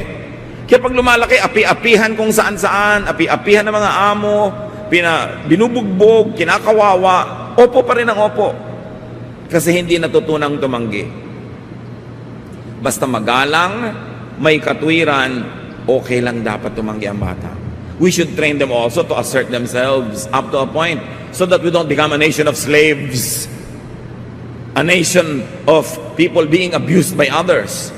Kasi we may please you, O God, and so that we may also have a life that is peaceful, prosperous, and happy. We commit to you everyone who's not here yet. Kayo po ang siya magpala. At sino man na ninais sa makarating ditong hindi ngayon makarating, may comfort come from you. And may that person also be blessed by you directly from your spirit and from your heart. Father, we commit everything to you, asking you to bless us and lead us. May your voice be heard and not that of your servant. Kayo ang madinig namin lahat at mangusap po kayo may kapangyarihan. Dalangin namin ang lahat ng ito sa ngalan ng iyong anak na aming tagapagligtas, si Jesus, na siyang umiibig sa amin. Amen. Proverbs 22, yan po ang ating pasimula sa 3 chapters ng Proverbs kung saan nakakalat yung special edition ng mga karunungan na gusto ni Solomon na bigyan natin ng special na pansin. Proverbs 22:17 to 21 introduces the body of wisdom. Here are some sayings of people with wisdom. So listen carefully as I teach. And here Solomon speaks. You will be glad that you know these sayings and can recite them. I am teaching them today so that you may trust the Lord. I have written 30 sayings filled with sound advice. You can trust them completely to give you the right words for those in charge of you. 30 sayings serialized in 3 messages. Kaya yung huling 10 ang bibigyan natin ng pansin ngayon. Now, sayings of people obviously were edited and expounded by Solomon. Nangolekta siya ng mga kasabihan, inayos niya para madaling masulat at madaling matandaan, madaling bigkasin, madaling mamemorya, at ngayon sabi niya, pansinin ninyo, dahil ito ay para sa inyong ikabubuti. Why Solomon listened to others and collected and edited Proverbs? Immediately, there is a lesson that we should learn from others. Kahit si Solomon ang runong-runong na, binigyan ng Panginoon ng superior na karunungan, nakikinig pa rin sa iba. Kaya nga siya marunong eh. At isa yan na senyal na marunong kang makinig sa kapwa. So learn from Proverbs because you save time and effort. Maraming mga kasabihan at karunungan, ang tagal bago na develop, bago na diskubre ng mga rumunong. Pero kung makikinig tayo sa kanila, nakatipid tayo ng oras. Maging ng mga posibleng sakit sa buhay, hirap, dahil natuto na tayo without experiencing it the hard way. Ang taong marunong at magiging mas marunong pa ay mahilig makinig sa kapwa. Pero siyempre, pinipili kung sinong papakinggan. And of course, you hear, contextualize, and apply other people's wisdom in your life. Why do we say hear? Because it takes a lot of effort to listen. To be quiet enough to hear the other person's voice and not yours. Then you contextualize. Iba ang buhay niya, iba ang buhay mo. Yung buhay ni Solomon, buhay ng mga taong unang nakarinig ng kanyang karunungan ay hindi kamukha ng buhay natin ngayon. So may gagawin kang adjustment. You adapt. You suit to your reality the wisdom that you hear. Kaya kung minsan, ang organized religion can be perceived as oppressive is because many people simply apply to their lives everything they see in the Bible without considering the differences in time, in location, in culture, in the context of the listeners of the Word of God then and the Word of God being heard by people now. Siyempre, may mga cultural changes, may mga legal changes, at ang lahat ng yan isinasaalang-alang mo in applying God's Word to your life. Hindi hubad na hubad, buong buo, i-apply mo. Kahit ang nagiging bunga, pagdurusa, kalupitan, o kaya nalalayo ka pa nga lalo sa Diyos dahil iba na yung pamaraan ng pamumuhay. At dito nagkakaiba-iba ng opinion ng maraming mga nagbabasa ng Biblia. Paano nila i-apply? Paano mo i-apply sa buhay mo ngayon? You live in a metropolitan and a cosmopolitan area. Yung mga katuroan at kaugalian ng mga tao na nasa mga liblib na mga villages who lived 2, 3, 4,000 years ago. Siyempre, merong adjustment na kailangan gawin. Proverbs 23 verse 12. Learn and listen to instruction and do your best to learn. So main lesson agad is to learn. We never stop learning. You never get to a point in your life when you say, I know everything. At kahit nalaman mo na ang lahat ng bagay tungkol sa isang discipline or school of thought, nagkaedad ka naman, may naiba sa buhay mo, may ibang yung point of view, you relearn. And you have to readjust. You learn always. Never stop. And of course, learning involves a lot of effort. Mahirap yatang matuto. Mas madaling huwag na lang matuto. But in the long run, mas mahirap yung hindi ka natuto kasi malaking ibabayad mo sa kamangmangan. Pagdurusa, nawawalan ka ng opportunities, at minsan mali-mali ang iyong ginagawa.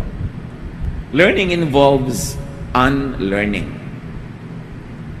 Pag sobra kang traditional, sobra kang conservative, mahirap matuto. Kasi kung ano yung nauna sa utak mo, ayaw mo nang paalisin kahit may meron ka nang pwedeng ipalit. Kung ano yung naunang korte, ayaw mo nang i-adjust, gusto mo yun na lang lagi. Yun nga ang ibig sabihin ng conservative eh. They conserve. So pag masyado kang conservative, even in spirituality, usually ang nagiging ending, nagiging masungit ka, nagiging unnecessarily unhappy ka. You make other people unhappy also. You become miserable. Kasi conserve ka ng conserve that isang karunungan or isang interpretation ng karunungan na Dapat ay ina-adjust mo dahil lumalaki yung utak mo, nagkakaroon ka ng edad, nagkakaroon ka ng maraming experiences. Hindi napakalaking virtue na maging conservative. Kailangan progressive. Yung looking forward ka, moving forward, hindi laging backward. Katulad halimbawa, gusto mo conservative music, so laging gusto mo piniplay 50s, 60s, not so bad. Pero ang dami pang magagandang music na nakalikha mo lang no, na hindi mo papakinabangan kung ayaw mo man lang buksan yung isip mo sa mga naging bagong mga creation. At hindi lang yon, wala na makapag-enjoy pagkasama ka kasi yun na lang laging gusto mong patugtugin at pakinggan at galit ka o ginadjudge mo yung iba naman ang music ang gusto. Malaking baggage yung maging masyadong conservative. There is an advantage in being conservative to the point na hindi ka kung saan na lang dali ng hangin, meron kang anchor, hindi ka masyadong madaling maiba, hindi ka masyadong madaling mabola, madaya, pero malaki rin ang disadvantage kung dapat ka nang mag-adapt ay hindi mo pa ginagawa because you are conservative. Effort and learning. Learning involves adjustment to new realities and to renewed realities. So go with and go after learners and seekers. Pag naghahanap tayo ng mga kabarkada, kaibigan, sasamahan, hanapin mo yung marunong matuto, mahilig mag-aral, yung asensong utak mo pagkasama mo sila. Parang 5 minutes mo lang makausap, tumalino ka na. E paano pa kung 1 hour?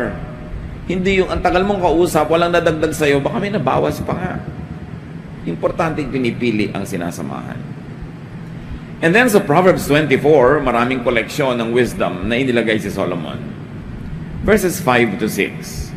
Wisdom brings strength, and knowledge gives power.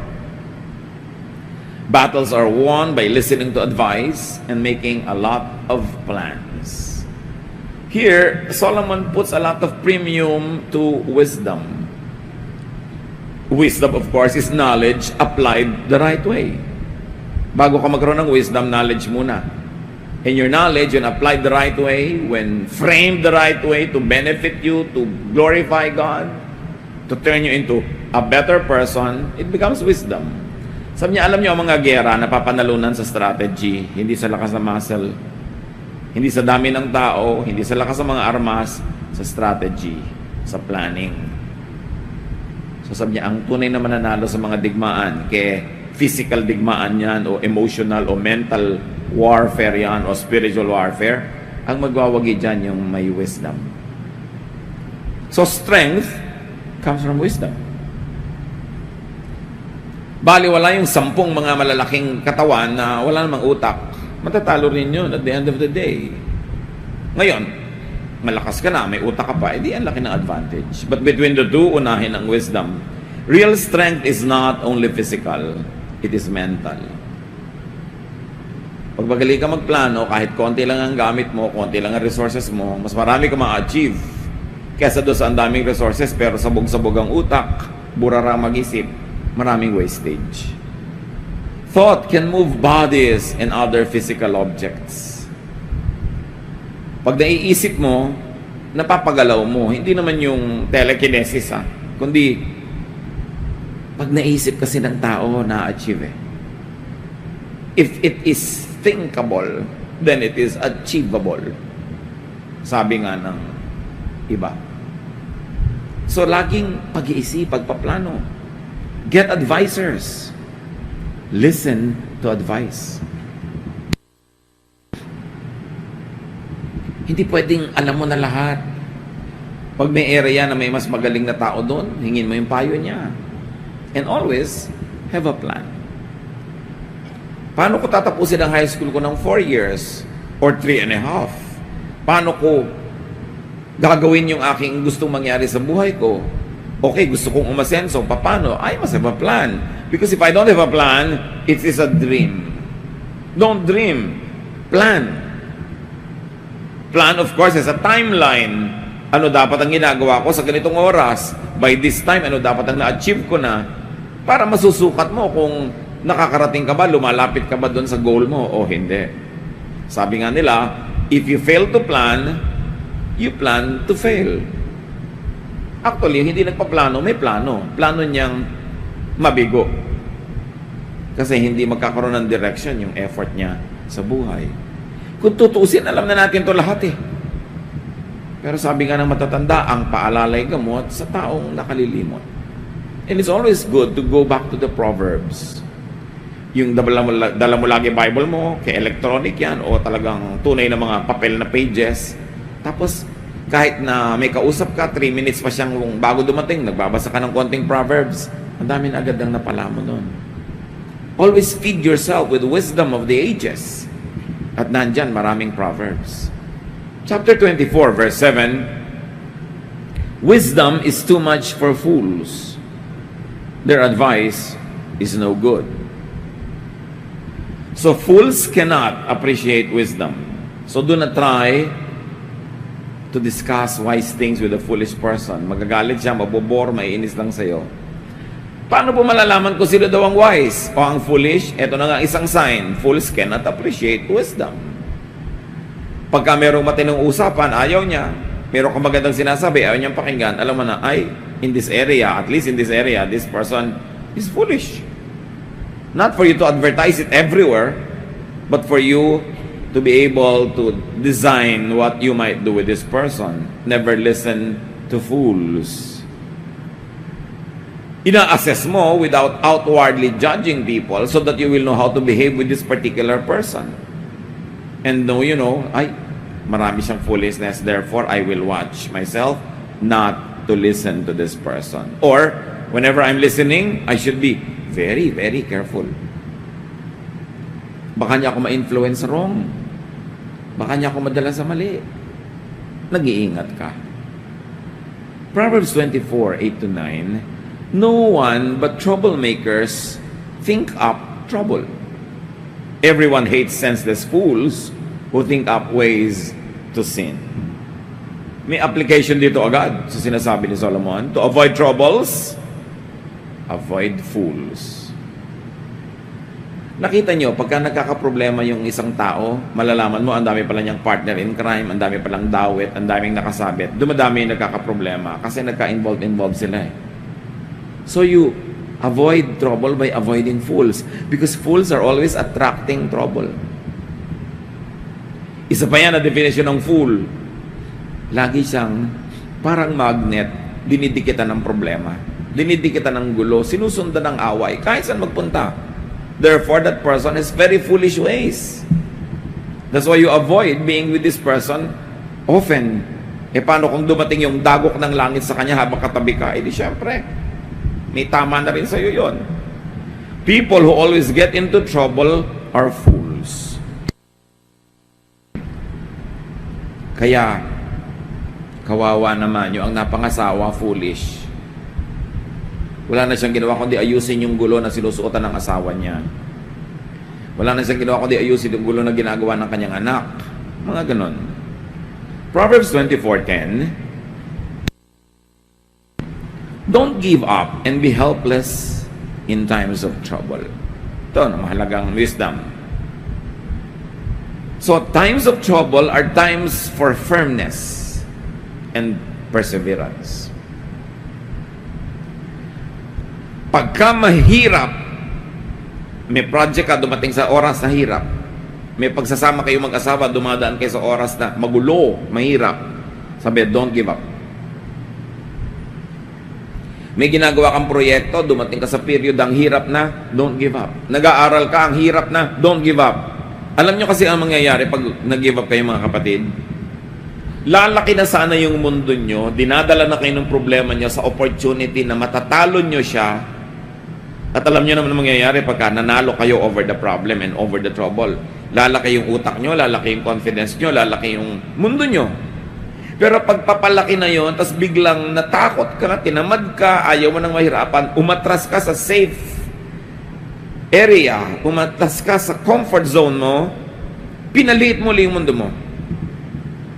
At anong mangyayari doon? Pag pinaliit mo, baka buong buhay, hindi ka na magkalakas loob uli na harapin yung malaking challenge. Therefore, pagkakasyahin mo na yung sarili mo sa maliit na mundo all your life. Nahihirapan ka na mag-aral. So, nag-give up ka na. O di-drop out ka ngayon. Kailan ka pa uli magkakaroon ng lakas ng loob na mag-enroll? Nadala ka na, natakot ka na.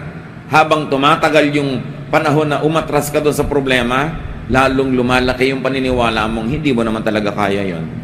Or buong buhay, nag-iisip ka, kinaya ko kaya o hindi? May trouble kayo mag-asawa, ang laking gulo. Hihiwalayan mo na lang, lalayasan mo na lang, o sosolven mo yan. Kasi kung hiniwalayan mo, liba na lang, nanganganib yung buhay mo dahil ang trouble pala, gusto kanyang patayin, no? Iba naman yun. Pero hiniwalayan mo, ano ngayon ang gagawin mo? Sasama ka na lang sa iba. O sasama na lang siya sa iba, o pareho na lang kayong walang partner all your life. Thinking, ano kaya mangyayari ko, ipinaglaban ko? So pag nakasubo ka na, lalo't hindi man masama yung kinasubuan mo, marriage, project, business, ituloy mo kahit mahirap. Na kung hindi mo nagtagumpay, hindi ikaw ang may kasalanan. Pero mahirap yung ikaw na mismo ang sumuko dahil ayaw mo nang mahirapan pa.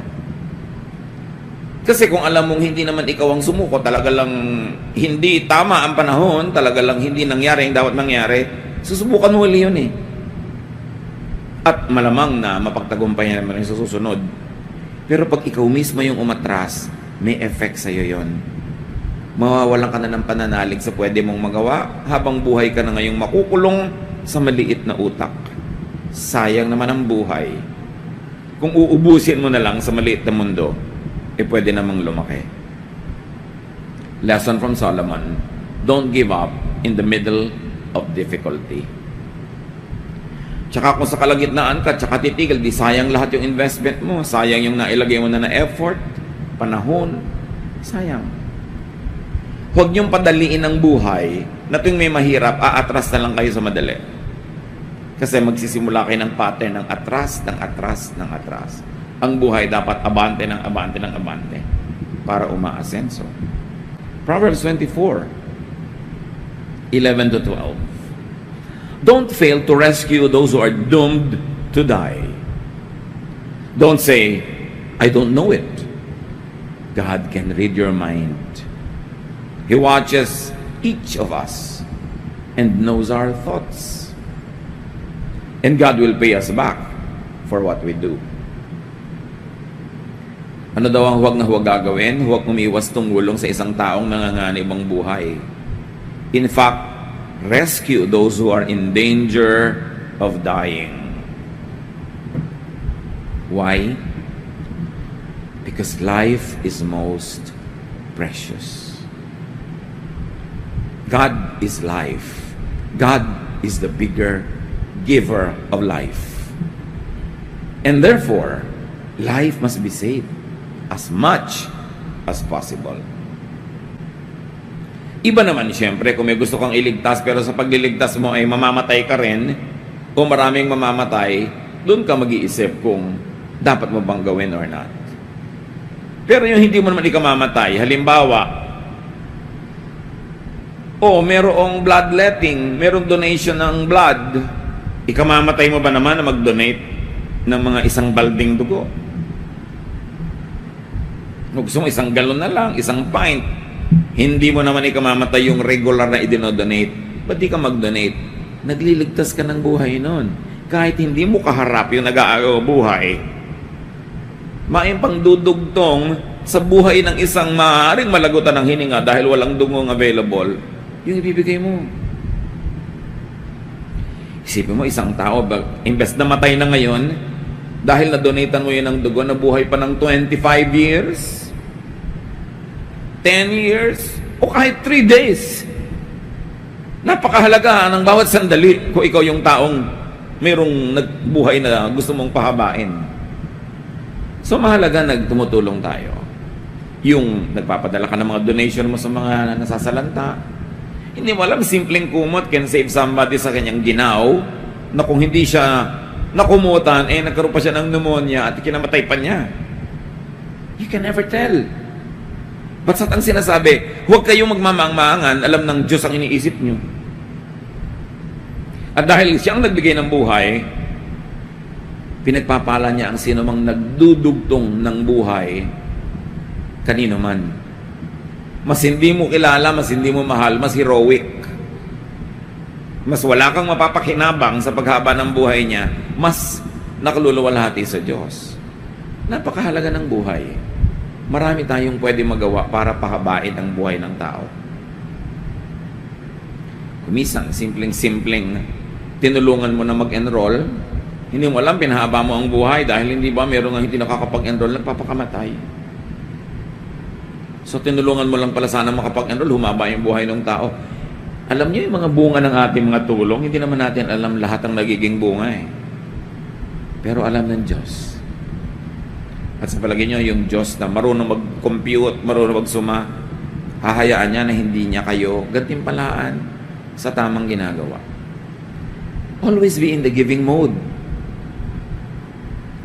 Konting-konti lang dapat sa panahon ng tao na siya ay nasa receiving mode. Pag siya sobrang mahina, pag siya sobrang may sakit, pag talagang laki pa mga bagay sa paligid niya para hindi siya makakilos. Pero ito yung kaya natin, we can give. It's important. Proverbs 24:13-14. Honey is good for you, my children, and it tastes sweet. Wisdom is like honey for your life. If you find it, your future is bright. Nung araw naman kasi ang pinakamasarap ng kilala nilang kainin, honey. At masarap naman talaga yan hanggang ngayon. Pero ano man ang equivalent ng honey sa inyong buhay, sabi ni Solomon, parang wisdom yun. Kung paano nyo hinahanap-hanap, at kung paano kayo nasasarapan, ganun dapat ang gawin yung paghahanap sa wisdom dahil masarap maging wise. Find and enjoy honey or wisdom. May kausap ka, ang hanap mo, karunungan niya. Meron kang a-attendan ng mga event, ang hanap-hanap mo, anong matututunan ko dito? Anong madadagdag sa isip ko? Anong karunungan ang magpapaganda sa buhay ko? Sabi, kailangan mong hanapin lagi yan. Kung saan ka rumurunong, kung saan lumalaki yung isip mo, dun ka maglagi. Ikabubuti mo yun. Verses 15-16. Don't be a cruel person who attacks good people and hurts their families. Even if good people fall 7 times, they will get back up. But when trouble strikes the wicked, that's the end of them. So huwag daw maging malupit. At huwag sasalakay ng mga tao, pati ang kanilang mga pamilya. Lalo't yung tao mabuti. Huwag na huwag kang gagawa ng masama sa mabuti. Kung tayo nga ay tinuturoang huwag gumawa ng masama sa masama, di lalo namang sa mabuti, hindi dapat gawin yon. At huwag na huwag daw idadamay ang mga pamilya nila. Mabuting tao sila, sasalakayin mo, pati pamilya nila apektado. At bakit daw? Kasi ang mabubuting tao daw, makakabangon at makakabangon. Itulak mo yan, babangon yan. Tikisin mo yan, magsusurvive yan. Gawan mo yan ng masama, magsusurvive yan at babangong muli. Anong gagawin nila sa iyo pag nakabangon na sila uli? Sabi, huwag na mong gagawa ng masama. Kasi kakampi nila ang Diyos. Bakit mo gagawin yon? Don't be cruel, especially to good people. Don't be cruel to the bad, but more than that, do not be cruel to the good. Because good people recover. So the bad people will not recover. When God strikes them, they will not recover. But the good people will always be raised up by God again. So huwag mo silang pagsasamantalahan, huwag mo silang kakawawain. Darating ang panahon, baka ikang ikabubuhay, walang awa sa iyo ng good people na ginagawan mo ng masama. So ba't ka gagawa ng masama? 17-18. Mahalaga rin ito mga kapatid. Don't be happy to see your enemies trip and fall down. The Lord will find out and be unhappy. Then He will stop being angry with them. Ang konteksto, galit ka sa isang tao. Ngayon, bigla siyang nagkasakit, naghirap, nasunugan, binaha, nasalanta. Tuntua ka ngayon. Ganun, huwag mong gagawin yan. Pag nakita ng Diyos na natutuwa ka sa nangyayari sa mga taong yan, sa mga kalaban mo, sa mga masasama, huhupa ang galit ng Diyos sa kanila at baka sa'yo pa bumaling. So huwag mong ipagsasaya ang nangyayaring masama sa kapwa, kahit sila masama. Do not celebrate people's ruin, even if they were your enemies. Kung minsan nararamdaman mo yan, naiinggit ka sa kapitbahay mo, tapos bigla siyang nasunugan, buti nga. Yung isipin mo, no? Naiinggit ka sa kumari mo, paggawa ng mukha niya, tapos minsan tumabingi, tawa ka, yan, kagagawa, di ba? Huwag ganun. Alam ng Panginoon yung laman ng ating puso. At ito, ang linaw nang sinabi, the Lord will find out and be unhappy. Then He will stop being angry with them. Kaya, nagkakaganon yung masama dahil nagagalit sa kanila ang Diyos. Pero sabi, pag pinagtawanan mo, pag ipinagbunyi mo ang kanilang mga hirap, mawawala yung galit ng Diyos sa kanila. Anong ibig sabihin? Di titigilan na ng Diyos yung pagdisiplina sa kanila. Ano nang ipagsasaya mo? Dilulungkot ka na naman, mainggit ka na naman, magagalit ka na naman. So be wise. Don't celebrate people's fall. God ruins people because He's angry with them. And God's anger will be wiped away when God sees that you celebrate the suffering even of evil people. Proverbs 19 to 20. Don't let evil people worry you or make you jealous. They will soon be gone like the flame of a lamp that burns out. Nararanasan nyo na ba yung kumisan, mga kapatid? Sana hindi. Yung naiinggit ka sa masama. May gumagawa ng mali, tas parang umaasenso, sumisikat, yumayaman. And then nainggit ka, nagsiselos ka. Ang bunga nun, mamaya gusto mo na rin gawin yung ginagawa niyang mali. So, mapapasama ang iyong kalagayan. Alam ng Diyos ang nangyayari. Ang mga gumagawa ng mali, mabibisto yan. Be sure that your sin will find you out. That's what the verses of Scripture say. God is not mocked. Whatever a man sows, he shall reap. So do not problematize or envy bad people. Ang problemahin mo sarili mo, ang asikasuhin mo, magpakatino, magpakaayos. At huwag mo rin gawing business mo na ikaw magparusa sa iba. God knows what to do. Be good. Don't return evil for evil. God knows His business, and God is God of justice. And finally, sa collection, Proverbs 24:21 to 22, my children, you must respect the Lord and the King. And you must not make friends with anyone who rebels against either of them.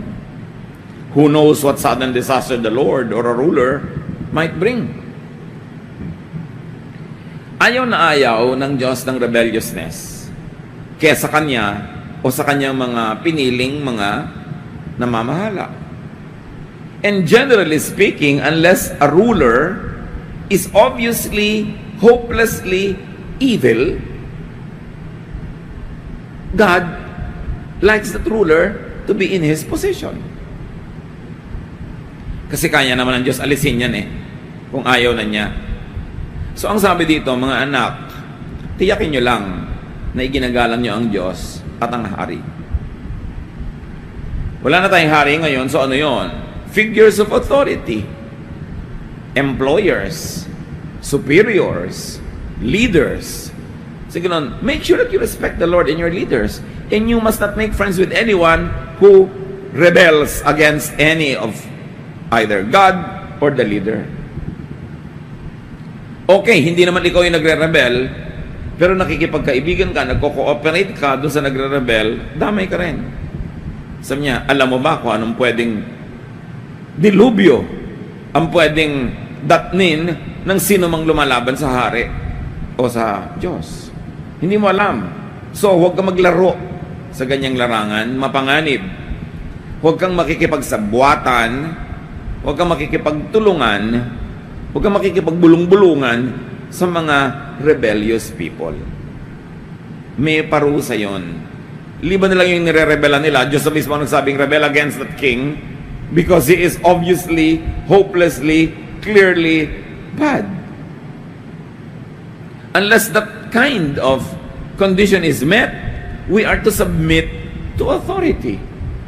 We are submit to those who are on top of us, because if God doesn't want them anymore to be in that position, what is too hard for God? Is it too hard for God to remove them?